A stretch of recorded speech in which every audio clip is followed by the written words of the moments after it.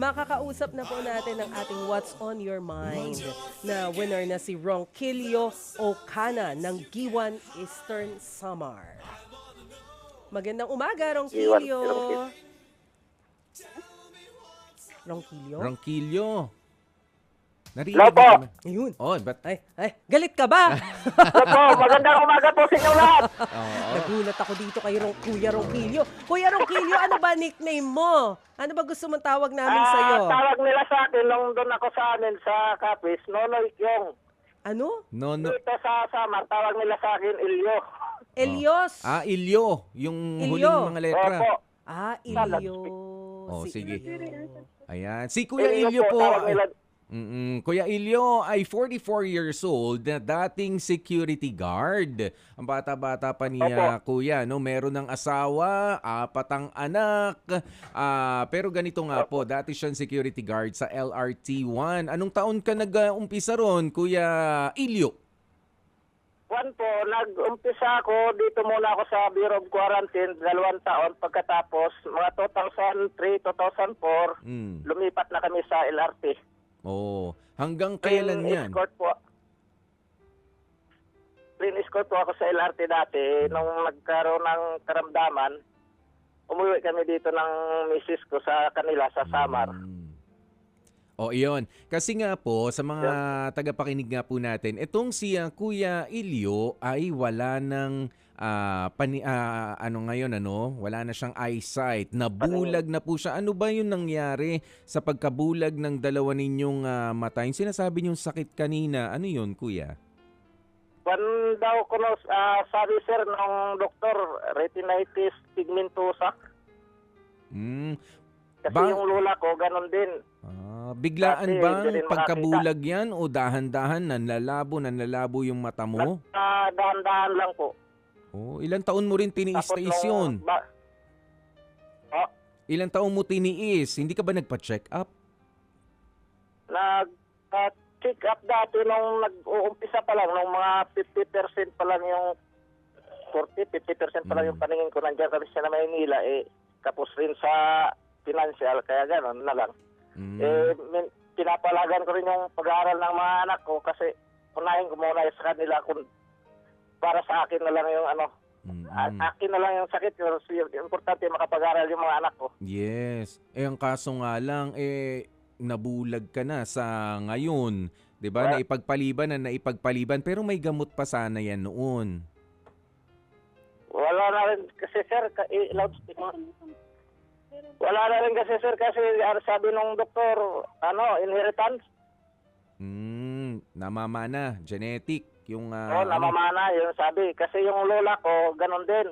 Yung hindi mo makitang may problema yung mata ko kasi malinis ba sa labas.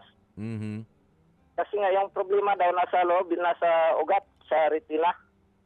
Ang tawag nga, retinitis, ganun ba? Retinitis pigmentosa.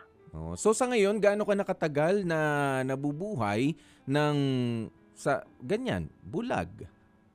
Simula po nung mag-umpisa yung pandemic, hindi na ako nakakatrabaho. Nandito lang palagi ako.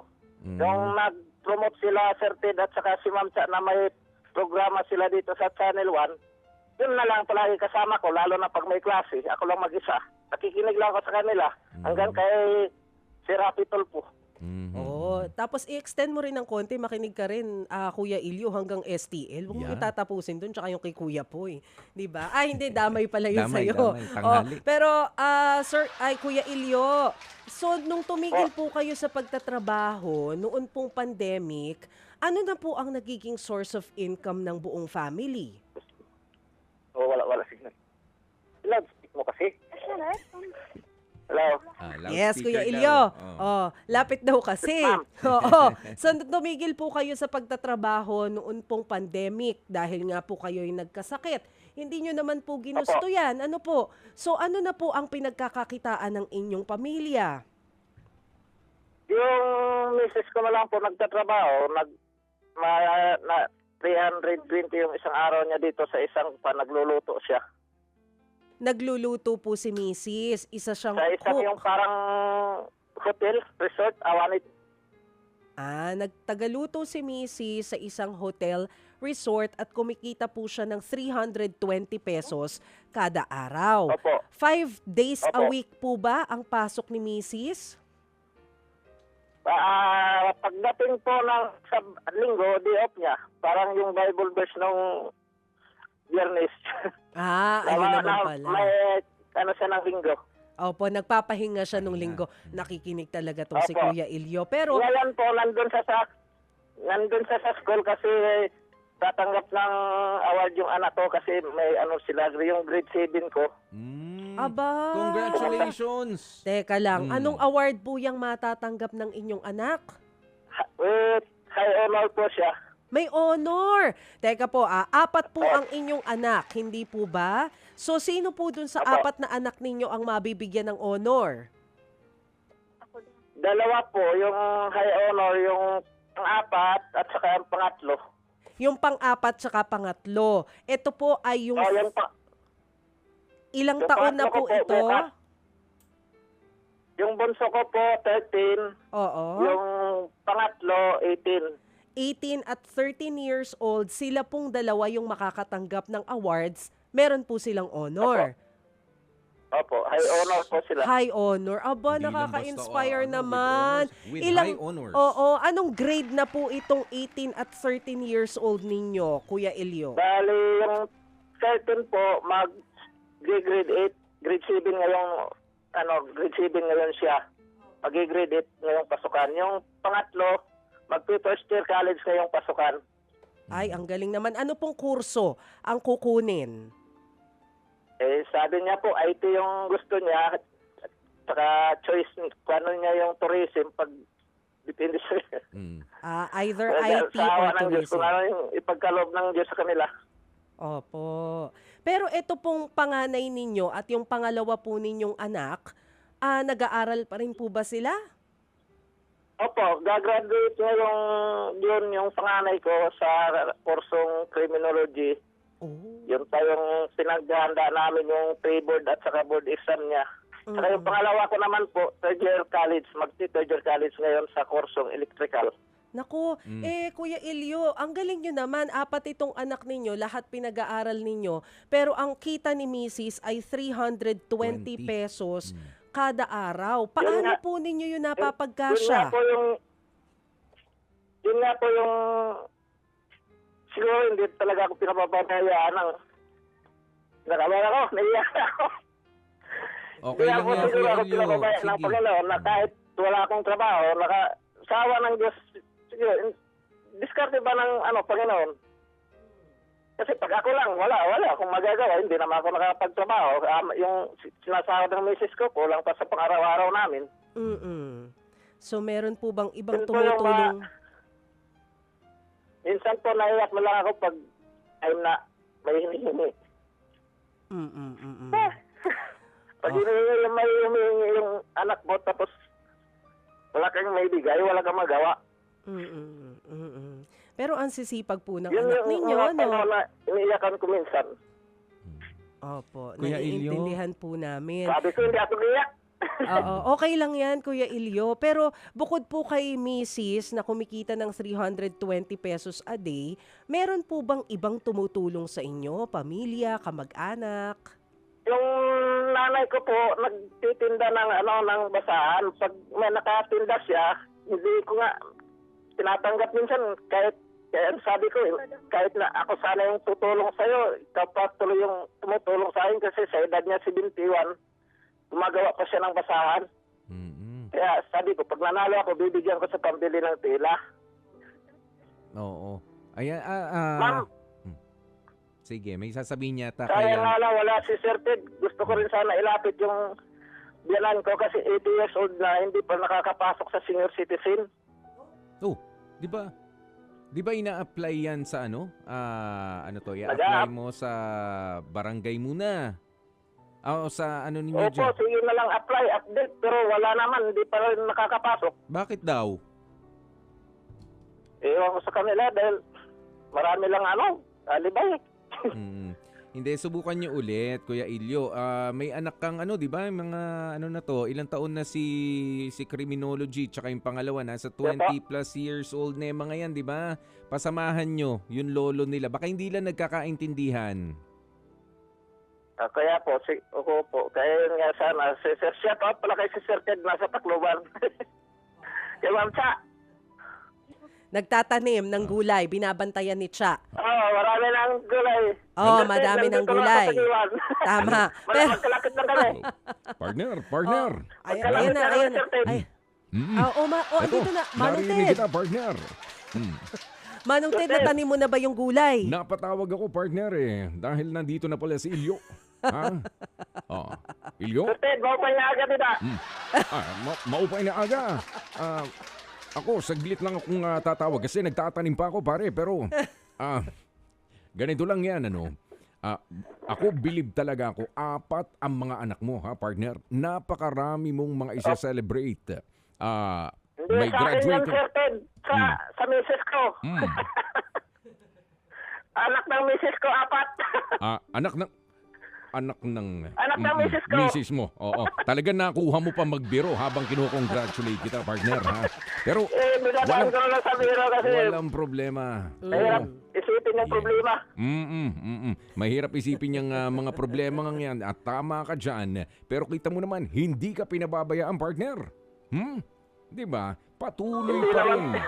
Patuloy pa rin tayo sa paglilingkod sa ating pamilya kahit sa pamamagitan ng pagdarasal sa ngayon. Pero ito lang ang tanong ko, partner. Opo, lumaban lang tayo ng patas. Laban lang ng patas. Sa ilang taon na ikaw ay namumuhay nga na bulag, ano ba yung mga sinusubukan mo rin? Hindi naman si Sir Ted to si Sir Rito Sino, Kuya Ilyo?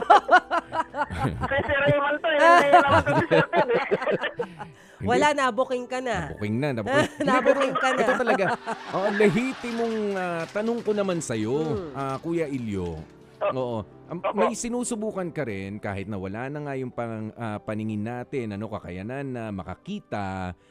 Ano yung mapagkakakitaan na sinusubukan mo o magagawa? Nagagawa mo pa ba yung mga gawain sa bahay? Yung mga decolor po, pag marami ng labahan si Mrs. ako naglalaba ng decolor. Pero yung mga uniform ng mga anak ko, yung Mrs. ko naglalaba. Oo. Alam mo kasi napakahalaga sa mga katulad ni Kuya Ilyo Maceno, yung maramdaman nila na meron pa ring purpose. Meron pa ring akong silbi sa pamilya ko. Nagbubunot ng damo sa paligid ng bahay kasi kabisado ko naman yung paikot ng bahay. Yes. Pag mataas na yung damo, binubunot ko. Yun. Tama, di ba? Masarap sa pakiramdam at syempre hindi rin naman nagbago ang pagturing sa'yo ng mga anak mo at ng mga taong nasa paligid mo. Very supportive sila sa'yo, Kuya Ilyo. Opo. At saka, Yun na lang yung maitutulong ko sa kanila, sir, kasi hindi naman ako makapaghanap buhay, makasuporta kahit sa maliit na bagay lang, makatulong ako sa kanila. Okay na yun? At least, nandiyan yung Panginoon tumutulong sa akin kahit pa paano nakakapag-aral yung mga anak ko. Amen. Oo. At saka Kuya Ilyo, Yes, yun nga yun laging sinasabi ni Manong Ted, di ba? Ang importante, laban lang tayo ng patas. Opo, laban lang ang patas. At yun ang Walang tao. Oo. Alam mo, Kuya Ilyo, nabibilib kami sa'yo kasi sa kabila ng mga pagsubok at mga problema sa buhay, nakakatuwa kasi ikaw talaga masiyahin ka talagang tao, Yes. no? Yan talaga ako, ma'am. Kahit kasi pag dinamdam mo yung problema, daan mo na lang sa tawa. Pag may Tama. pagkakataon tumawa, pasalamat sa Diyos, nakakatawa pa tayo. Oo. At ang importante, Kuya Ilyo, sigurado ako meron kang nai-inspire sa mga nanonood at nakikinig sa atin ngayon dahil dun sa lakas ng loob mo at yung pagiging masiyahin. Sa awa ng Diyos, siguro. Oo. Meron yan, Kuya Ilyo, I'm sure. Okay, Kuya Ilyo, punta na tayo dito sa Bible verse. Ano po na Si Manong Ted daw magtatanong. Ay, nako, eto Si na. Manong Ted. Eto na uli, Kuya Ilyo. Ibabalik ko kay Manong Ted, ha? Para malaan yung tanong para sa'yo. Ilyo, partner. Ready ka na, ha? Sige, Sir Ted. Sir Ray. Andito yung anak ko magbabasa ng Bible verse. Sige. Wala, booking ka agad eh. Booking Sige. na ulit. Pero sige, ano ba ang Bible verse na ibinahagi ni Magandang Pastor umaga Jeff po. noong Biyernes? O sino ba itong anak ni Kuya Ilyo na kakausapin natin? Anong pangalan mo, Iha? Aliyah Okada po. Lia? Aliyah po. Ikaw ba yung with high honors? Opo. Congratulations. Ikaw yung, bunso? Thank you po. Hindi po, pangatlo po ako sa magkakapatid. Yung grade 12 po. Grade 12. Grade 12. Okay, sige. Ikaw raw ang magbabasa ng Bible verse na ibinigay nga ni Pastor Jeff last Friday. Sige, Yes, po. Ria. Go, basa. Genesis 2 verse 2. Tinapos niyang likhain ang lahat ng ito sa loob ng ilang 6 na araw at siya'y nagpahinga sa ikapitong araw. Lang po. So Genesis 2 verse 2. Opo. Tinapos niyang likhain ang lahat ng ito sa loob ng 6 na araw at siya'y nagpahinga sa ikapitong araw. Yan. Naalala mo ba Opo. yung mensahe naman?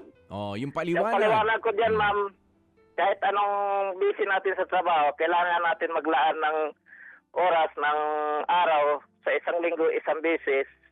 Kung ang Panginoon na makapangyarihan, hindi nagpahinga siya ba para ipakita sa atin, sundan natin na tayong mga tao lang na nakakaramdam ng pagod, na kailangan natin magpahinga sa ikapitong araw. Yun lang po. Yan. Ako, maraming salamat Kuya Ilyo. Pero ulit, saan nyo nga po planong gastusin? Yun pong makukuha ninyo dito? Yung bibigyan ko po yung nanay ko. Pa-shout out naman, ma'am, kay Amelita Ocana sa Kapis. Amelita! Sa nanay ko po. Sige, batiin mo yung nanay mo. Sila, konti lang, ma'am. Bibatiin ko lang sila sa mga Ocana family dyan sa Kapis, lalong-lalo na sa nanay ko, sa mga pinsan ko, mga kapatid ko dyan. Magandang umaga. Mayad nga adlaw kingatanan. Ayun. Sa Ocana family, Martires. Ocana family. Alam mo, kaya ka pinagpapala, Kuya Ilyo, kasi... Hello, Kuya Ilyo. Mga 7 na taon na po kasi ako hindi nakakauwi.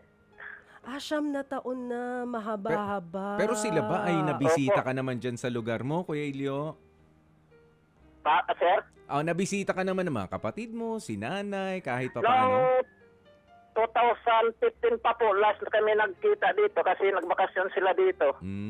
Ngayon, matanda na yung nanay ko, hindi na kaya sa biyahe ba? Kasi 7 pating trip. 7 biyahe? Mula dito sa amin, papuntang Cebu, Ormoc, Cebu, Iloilo, maraming sakay. Delikado na rin at mahirap para kay nanay.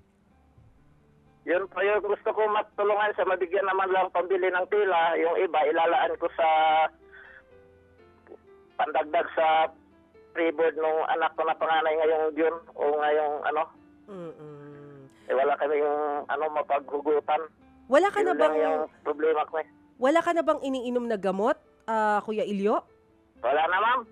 Bibili ko na lang ng gamit ng mga anak ko, di kaya pagkain.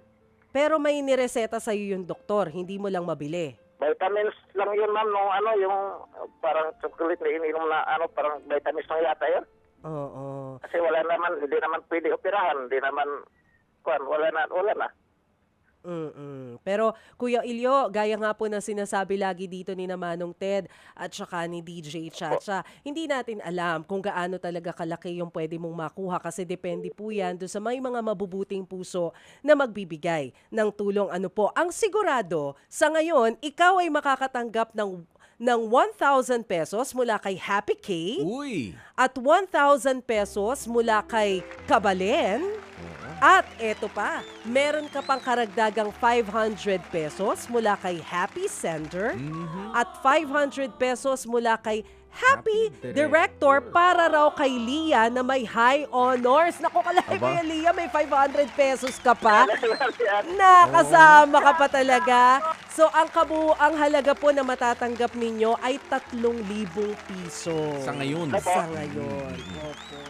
So marami pong salamat Kuya Ilyo at kayo po ay nagsisilbing inspirasyon para po sa amin na patuloy po na lumalaban ng patas at matapang sa kabila po ng mga hamon sa buhay. Mabuhay ka. Opo, pasalamat lang po ako, ma'am. Go ahead Kuya Ilyo. Maraming salamat po sa mga Happy Anonymous. Pagpatuloy niya lang yung pagtulong niya sa kagaya namin na mahihirap. Maraming salamat. Hindi ko na po kayo isa-isahin. At saka yung kanina, ma'am, na tumawag sa akin, hindi ko po kasi nagawa yung pangalan. Salamat sa inyo, ma'am, sa pagtawag. Thank you. Para na rin ako nanalo sa loto. At Nanalo na po. opo, Kuya Ilyo. So, nakausap ko lang. Oo. Sana pag bumalik na si Sir Ted at saka si Ma'am Cha, makausap ko sana sila ng live. Oo. Malamang makakausap mo sila, Kuya Ilyo, kasi hihintayin pa rin po namin yung mga ipapadala ninyong mga larawan at video dito sa atin para pumapatunayan din naman yung inyong kwento. Ano po? Opo. Opo. So, aantabayanan Papadala po po namin namin. yan, Kuya Ilyo, ha? Opo. Maraming salamat po kay Sir at sa inyo po, Ma'am Mase. Salamat. Pakipabot na lang po ang pangungumusta ko kay Sir Ted at kay Ma'am Cha. Okay, sige Kay po. Bradjet pa, isa. Ay, oo, kay At sa lahat Pastor ng staff po. Jeff. Oo. At Sige sa lahat ng po. staff po ninyo, salamat. Maraming salamat po. Maraming salamat din sa iyo, Kuya Ronquillo Ocana ng Giwan Eastern Samar.